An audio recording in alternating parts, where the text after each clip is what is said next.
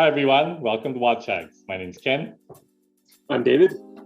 And today we have a very interesting episode up for you following our great friend David as he's traveling around the world. Interesting to see what he's wearing on his wrist and the type of functionality that he's looking for in his travels. Just as a reminder, Watch Hacks is an independent channel. We don't receive any sponsorship from any particular company or body. So our opinions really truly represent what we truly think, and it's completely objective. So David, why don't you just tell us a little bit about your travels so far and what you've got on your wrist? Thanks, Ken. And when I was getting ready for my trip and thinking about the different time zones I was going to be in, it was a quick decision for me to make. When it comes down to needing something that was going to track my times from where I started to where I landed, and then also just having something that's very wearable and rugged and durable, it was the Rolex Explorer Ii. This has actually been in my collection now for over 20 years. It has been one of my go-to watches whenever I do travel. And for those that are uninitiated to a dual time or a GMT watch, this again allows you to have two different time zones on the same dial with the addition of a third hand. So you have a second hand, traditional minute and hour, but also a third hand to track that separate time zone. Mm-hmm. And so this watch has really proven itself to me over the years. And when I go on any trips, I always look to this one as my kind of go-to. I think for a lot of people that are either new to the watch world, or you may even have a Rolex in their collection, they may not be aware of the charm story behind how Rolex has evolved the Explorer Ii line. Obviously, I think at this point, everyone is very aware of the latest model that's available. The one I have is actually from 1999, reference 16570, carrying a very wearable 40 millimeter case with the Oyster bracelet safety clasp and a very legible black dial with high contrast to the hands. And even up to today, 20 years later, the Luminova still glows very strong on this watch. This is going to sound kind of nerdy, but when I get on an airplane and the sun is setting, to me, it's always, I find it really nice just to stare at the dial a little bit to kind of see how the glowing still is quite legible on it. Mm-hmm. The Explorer line has been quite storied in the past of Rolex. And I believe, Ken, you have some pretty cool anecdotes about how it has evolved over the years. Well, David, the interesting thing about the Explorer line, it's a very, very old model for Rolex, right? It started life as Explorer I, and that was released in the 1950s, became famous because it was the watch that Edmund Hillary had on his wrist to climb up Mount Everest. So that, it's just such an incredible story. And of course, that was very much part of the origin of Rolex as a tool watch. And that's an incredible heritage. And David, of course, then it went from Explorer I to Explorer II. Tell us a little bit about how that happened.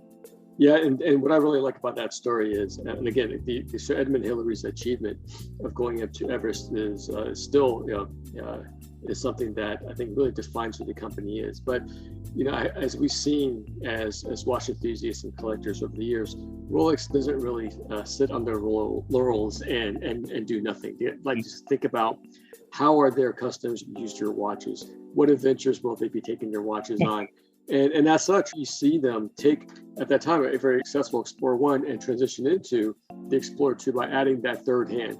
And the original model coming out in 1971, and in its first iteration, allowed spelunkers, cave explorers, and mountain explorers, the ability now to have that third hour hand to track the primary hour hand.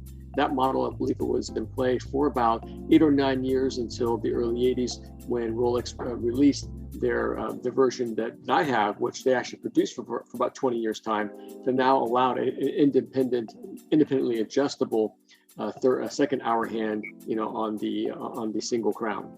Mm-hmm. And so, to me, it is no wonder that this watch has done well for them. But when I think about people that are considering an Explorer, whether it's the Explorer I or the Explorer II, it seems to me that it's always kind of flies under the radar compared to the other models within the current Rolex lineup. Which is unfortunate because it is a great watch. And again, one of the reasons why I like it is just the overall size. And I know that we've talked about in the past of how do you find that sweet spot of a watch for you to wear? And to me now, this 40 millimeter size, to me, it's become I'm going to borrow your term that you use a lot, Ken, which is that 7-day watch.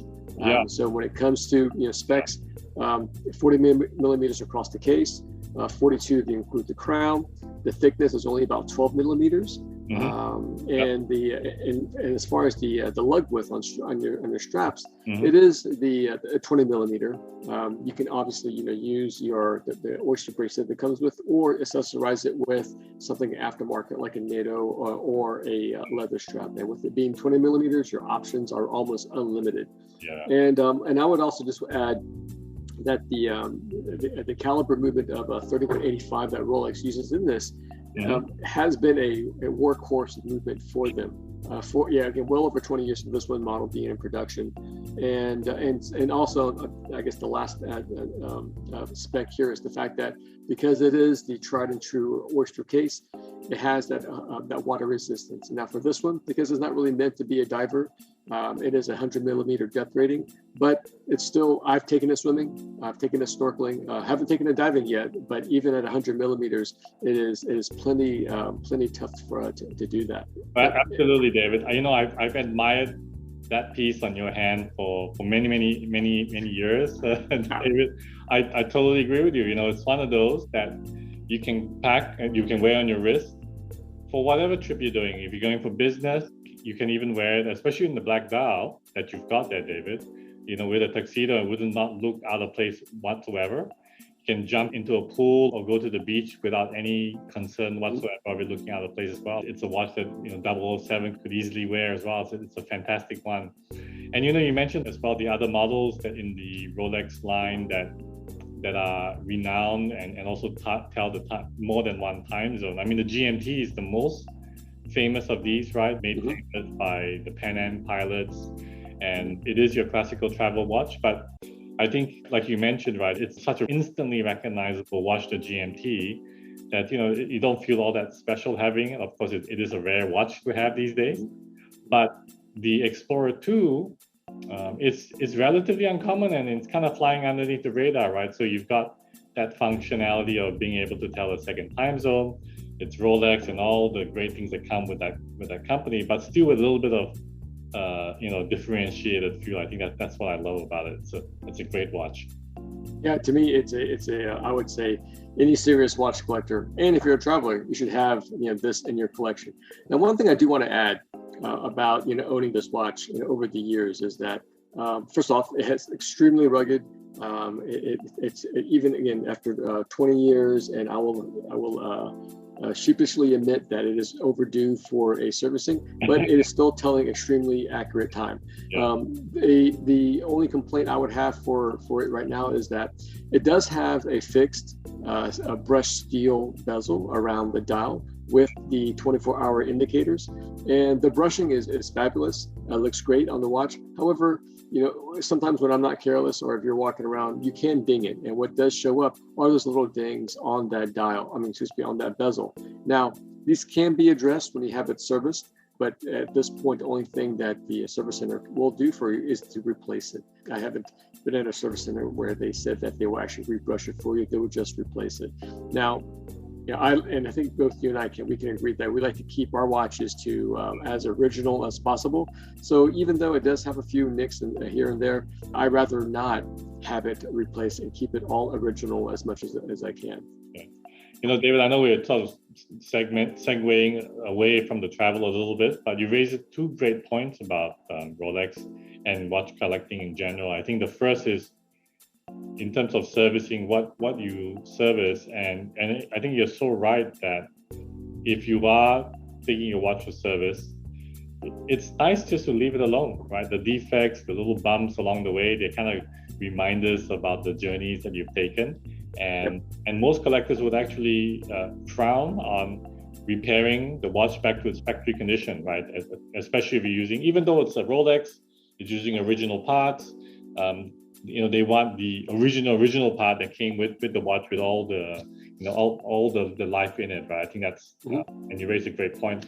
And I'm definitely in that camp who doesn't want to change. I would like to have everything left original, just to service it so that it tells the time properly. But the other thing that you raised, I think it's worth to mention as well. I think I've had experiences now going to different service centers, and the Rolex service center, continues to impress me tremendously. It's a real service center, so you don't go to the boutique and drop off your watch to a salesperson. You drop it off to a person focused on servicing. All the technicians are there, basically in full view. It's a gorgeous facility, and they've got a lot of these facilities around the world. And it's just nice to be able to see the watchmakers, and when they have a quick look at your watch, it's not uncommon for them to come out and comment about it and say some stuff about it. And it's just nice to be able to go directly to the heart of the person who's going to physically work on your watch. I think that's a great thing about the heritage of Rolex, that I really love so much. I wholeheartedly agree, Ken. So let's kind of get back on topic of world traveling and what watch that you do want to have with you. And so I think at this point we've talked quite a bit about my experience so far. I've been in, let's see how many times have I been in now. Starting from Southeast Asia, I was then over in the US, then I was in Eastern Europe, now I'm in Central Europe, and this thing has been with me the entire time and I really enjoy it. But however, Ken, I know that you have some travel coming up for yourself as well.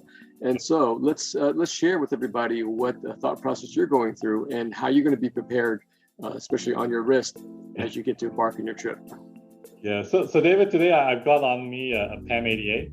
So it's a Panerai Lumo Gmt, and it's essentially, apart from the design, functionally the same as a Explorer II, right? You've got the freehand times, you've got the 24-hour GMT marker, allowing you to tell basically time in a second time zone, and to also know if it's day and night in that particular time zone, right? So I think this is a really nice one that I like very much. But it's more of a casual watch, as you can see, with a more casual bracelet, about leather strap. It's something that you can take more of on a holiday. So for the recreational part of my trip, this is certainly something that I would like to have with me. It looks great at the beach, lounging around the hotel, or doing a little side tour someplace. So I like this piece very, very much. Panerai is a very interesting maker. It's had a few ups and downs in its history. And we haven't really spoken about the brand here, but I just like the origins of it, right? There's also a tool watch. It was developed for the Army, made famous when Sylvester Stallone happened to find their shop in Florence, the origin of Panerai, and it just sort of became really famous and made the whole big watch revolution so big. So I think that's, to me, it's a fantastic watch. It was later on, of course, acquired by a big conglomerate and then went to Switzerland, and some changes in management style that some people may or may not agree with. But I still think overall a very interesting watch maker, and they have gone very much into also deeper horology, making their own movement and so on. But I think still, if I look at the case design, the luminol case with the crown guard, there are certain designs that are totally iconic that no one else makes, right? And no one has really copied either. I think Panerai has at least two of these, right? The luminol and Adurmir. I mean, these are very, very unique designs that you don't see basically anywhere. So I think that's a great watch. I agree, and I think I started to think about on your behalf, what should you be wearing? That to me was a no-brainer as well. Yeah. Now, you said that it has, it looks a little bit more rugged and a little more casual, but I will certainly thank Panerai for coming out with this design because of the lug width, allowing the ability to have so many different choices of either leathers or fabrics to pair with that watch. I've seen people wear Panerais on exotic leather and it looks just fine underneath a shirt cuff at the office. And so I think that to me it speaks to the flexibility of the design. And you're right, the iconic nature of that crown guard and the shape of the case is, I don't think it's going to go anywhere. I mean, yes, all of the watchmakers typically have kind of the ups and down cycles with their models and their brands, But I think the 44 millimeter case that you have with the 24 millimeter lugs, that to me is something that's going to be, I think, around for forever practically. And you're right, the crown guard, I think other companies and brands have tried to emulate something as far as the functionality of it, but I think the simplicity of the design, to me, not much more needs to be done to it. And I do hope that that Panerai is able to defend its IP, because I know that some other companies have tried to emulate it, but they can't. And it's a beautiful watch, and I'm glad you're taking it with you. Totally agree with all your comments there. It's a precious part of the collection, without doubt. It's been with me now more than 10 years. So the only downside I think that I would make about the GMT or the Explorer II or this Luminor GMT is it doesn't enable you to monitor time in more than 2 time zones. And I think there are moments when you do. And the interesting thing for me is to then look at a world timer where you can actually see more than 1 time zone. So I think for me, so if you have to do that, I've got a JLC Master Geographic World Time here. And the really interesting thing here is there's a certain romance to having many of the cities around the world in the outer ring, although some would criticize it as being a little bit on the busy side, but it's really nice. But you can see here the second time zone, but importantly, you can see also and assess the time zone in a host of other cities around the world. And in this reference, you can also know which ones are on daylight saving and so on. It's not uncommon. I'm going to be working on a project where I'll be in the West Coast, but I have stakeholders in New York, I have stakeholders in London, Tokyo, and in Singapore. And those 4 time zones are not possible for my GMT to handle, and with the Explorer II as well. And these cases, you kind of need a world timer to help you out on it. And I think it's a very, very interesting watch to have with you. The other thing about the Master Geographic is it's also a dress watch. So in most of these cases, when you are working, it's also something a bit dressy to wear. So I think that's great. But if you happen to be in a more casual environment, then they also have it in the Polaris range now. With a similar design, but they also have it in the Master Compressors range as well, which are much more casual watches, but with that same functionality of being able to see time zones across the world. I'm glad you brought that one particular model up, because that's also been one of my favorites as well. And this also goes back to the whole charm of why we like mechanical watches, is that now you have this little device with about a 40 millimeter or 42 millimeter case and dial, capturing all that information. And I think the beauty of what JLC has done here is that try to communicate all that information, but also have ease of functionality and a very well laid out dial design. And then with the dual crown pushers of the watch itself, allowing you to make all those adjustments in a rather easy and intuitive manner. And so that is a great watch. And I would say, whether or not you're okay with only having 2 time zones, or you need a bit more, I think either of those will make a great travel companion for you. David, thank you very much. It's been a real pleasure catching up with you as you're traveling around the world. I know you're still a little bit jet lagged, but we really appreciate you making the time to be with us. And thank you very much to everyone who's been watching here today. If you like what you've seen, don't forget to press the like and subscribe button. As always, we look forward to hearing your comments, so don't hesitate to leave them down. And until next time, may time be on your side with the Watch Hags. Thanks for watching.